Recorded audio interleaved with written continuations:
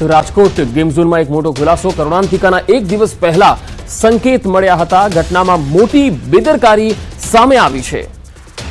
બનાવના એક દિવસ પહેલા સામાન્ય આગની ઘટના બની હતી, પરંતુ તેને નજરઅંદાજ કરાઈ। એક દિવસ પહેલા સામાન્ય આગ લાગી હતી, પણ પગલાં ન લેવાયા। રાજકોટ ગેમ ઝોન આગકાંડમાં એક બાદ એક ખુલાસા થઈ રહ્યા છે। કરુણાંતિકાના એક દિવસ પહેલા સંકેત મળ્યા હતા। એક દિવસ પહેલા પણ નાની આગ લાગી હતી, પરંતુ તે નજરઅંદાજ કરવામાં આવી, કોઈ પગલાં ન લેવામાં આવ્યા અને ફરી એક વખત આ મોટી ઘટના બની ગઈ। એક દિવસ પહેલા જ્યારે આ આગ લાગી હતી ત્યારે જ જો પગલાં લીધા હોત તો આ ઘટનાને નિવારી શકાઈ હોત। તો એક તરફ ફાયર એનઓસી નથી અને આ ગેમ ઝોનનું લાયસન્સ પણ નહોતું, અને સાથે સાથે હવે એક દિવસ પહેલા આગનો પણ બનાવ અહીંયા બન્યો હતો, જે નજરઅંદાજ કરાયો।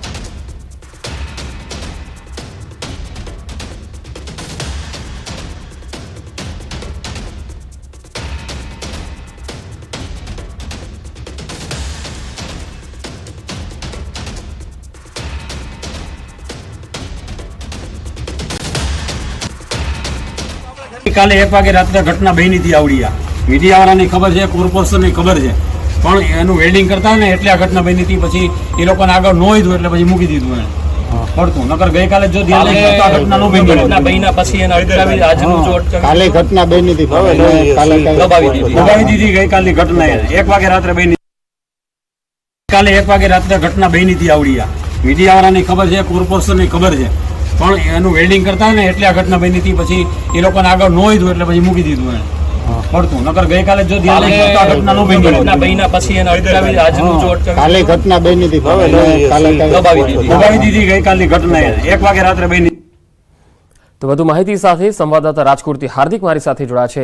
હાર્દિક, જે રીતે એક વિડીયોમાં કેટલાક સ્થાનિક લોકો કહી રહ્યા છે કે એક દિવસ પહેલા જ રાત્રે 1 વાગે આગનો બનાવ બન્યો હતો, પરંતુ તેને નજરઅંદાજ કરાયો, આ અંગે શું વધુ વિગત?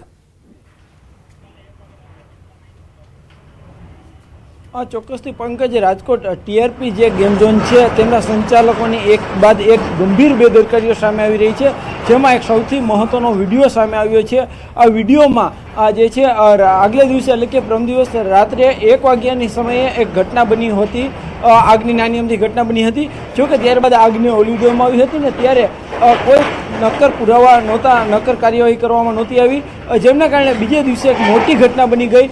હાલ જો બીજી તરફ વાત કરવામાં આવે તો હાલ જે રીતના સૌથી બીજી મોટી બેદરકારી છે, આ ટીઆરપી ઝોનનો એન્ટ્રી ગેટ, માત્ર એન્ટ્રી ગેટ એક જ હતો, એન્ટ્રી અને એક્ઝિટ અહીંથી જ થતું હતું। આટલી નાની અમથી જગ્યામાંથી લોકો બહાર નીકળતા હતા।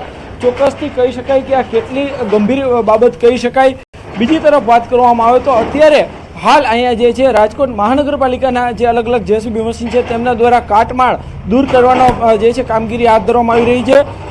બીજી તરફ જે છે રાજકોટ મહાનગરપાલિકા દ્વારા એમની જે ટીમ છે તેમના દ્વારા પણ કામગીરી કરાઈ રહી છે।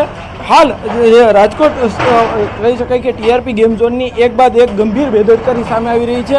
આ અનેક કાટમાળ છે અત્યારે જે છે, હું આપને આ દ્રશ્ય બતાવવા માંગીશ કે આ જે બધી વસ્તુ છે અત્યારે ખેદાન મેદાન થઈ ગઈ છે।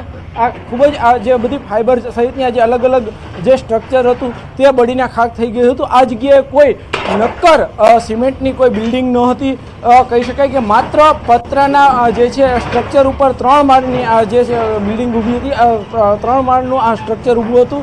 અત્યારે અહીંયા જેસીબી મશીનની મદદથી આ સ્ટ્રક્ચરને દૂર કરવામાં આવી રહ્યું છે। ખાસ કરીને જે છે આપ દ્રશ્યોમાં પણ જોઈ શકો છો, સૌથી મોટી બાબત એ સામે આવી છે કે અહીંયા ફાયર એનઓસી નહોતી। ફાયર એનઓસી નહોતી તો એમની જાણ મહાનગરપાલિકાને પણ નહોતી। 3 વર્ષ સુધી અહીંયા આ જે છે ટીઆરપી ગેમ ઝોન ધમધમતો હતું, ફાયર સેફ્ટીના પૂરતા સાધનો પણ નહોતા।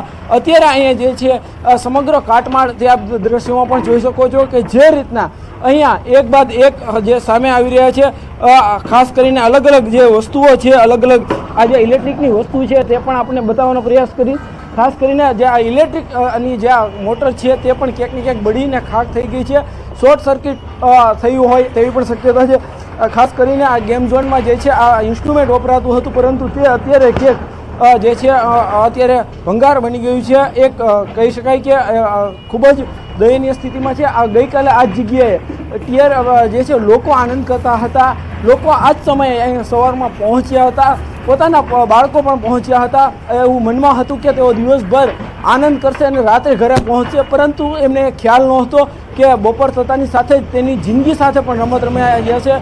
અહીંયા જે છે આ કહી શકાય કે સંચાલકો છે તે તેમની જિંદગી સાથે રમત રમી રહ્યા છે. થોડા પૈસા કમાવાની લાલચમાં તેઓ જે છે અત્યારે તેમની જિંદગી જે છે તેઓ જીવન સાથે જિંદગી સાથે રમત રમી રહ્યા છે. ત્યારે હાલ રાજકોટના જે છે જે જગ્યાએ આગની ઘટના બની હતી ત્યાંના દ્રશ્યો છે. અત્યારે અહીંયા જે છે અત્યારે સમગ્ર બળીને ખાખ થઈ ગયું છે. ટીઆરપી ગેમ ઝોન હતું નહોતું થઈ ગયું છે. 3 માળની જે સ્ટ્રક્ચર હતું તે અત્યારે રાખ બની ગયું છે. તો સાથે જ અનેક જિંદગીઓ છે તે પણ રાખમાં મળી ગઈ છે. અનેક બાળકો છે તેઓના પણ મૃત્યુ થઈ ચૂક્યા છે. 10 જેટલા બાળકોના મૃત્યુ થઈ ચૂક્યા છે. એ પણ એક જે છે સંચાલકોની બેદરકારીના કારણે એક દિવસ પહેલાં આગનો બનાવ બને છે.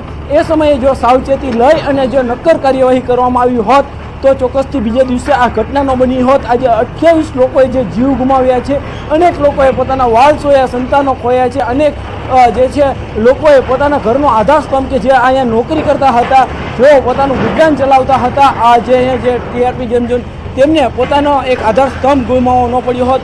અત્યારે જે છે તમામ આ સ્ટ્રક્ચર છે તેમને જેસીબી મશીનની મદદથી અહીંથી દૂર કરવામાં આવી રહ્યું છે. હાલ આ જે રીતના રાજકોટ મહાનગરપાલિકાના અલગ 6 જેટલા જેસીબી મશીનો દ્વારા અત્યારે અહીંયા કામગીરી કરવામાં આવી રહી છે. આપ દ્રશ્યોમાં પણ જોઈ શકો છો. તો બીજી તરફ જે છે અહીંયા અનેક બેદરકારીઓ સામે આવી રહી છે. ચોક્કસથી મુખ્યમંત્રીએ પણ સવારમાં મુલાકાત લીધી હતી. આ જ સ્થળે મુખ્યમંત્રી અને ગૃહમંત્રી છે તેઓ પહોંચ્યા હતા. અલગ જે સ્ટ્રક્ચર છે તેમની ગુણવત્તાને લઈને પણ સવાલો ઉઠાવ્યા હતા. ચોક્કસથી કહી શકાય કે અહીંની જે ગુણવત્તા છે તેમની સામે પણ અનેક સવાલો ઉઠી રહ્યા છે. હું દ્રશ્ય બતાવવા માંગીશ કે આટલી નબળી ગુણવત્તાનું આ જે મટીરિયલ છે સામાન્ય રીતે હાથથી પણ વળી જાય તે રીતના આટલું આ નબળું આ જે સ્ટ્રક્ચર છે સામાન્ય રીતે કહી શકાય કે આટલું નબળું કે જે કોઈપણ તાકાતની જોર લગાવ્યા વગર જે કહી શકાય કે તે મટીરિયલ અહીં લગાવવામાં આવ્યું હતું. આ મટીરિયલ છે તે બળીને ખાખ થઈ ગયું છે, રાખમાં મળીને ખાખ થઈ ગયું છે. કદાચ નક્કર પ્રોપર મટીરિયલ વાપરવામાં આવ્યું હોત તો કદાચ આ ઘટના ન બની હોત.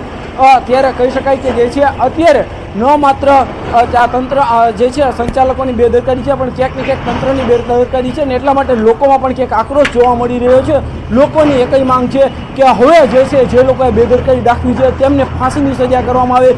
તેમનાથી ઓછું કશું જ નથી જોતું. તો સાથે સાથે કેટલાક લોકો સાથે ન્યૂઝ 18ની ટીમે રાત્રે વાત કરી હતી તો તેમણે કહ્યું હતું કે શું તમે અમારા પરિવારજનો પાછા આપી શકશો? આ સવાલ સાંભળતાની સાથે જ ત્યાં કઠણ હૃદયનો માનવી હોય તે પણ આ ચોધાર આંસુએ રડી પડે તેવા દ્રશ્યો સર્જાયા. જી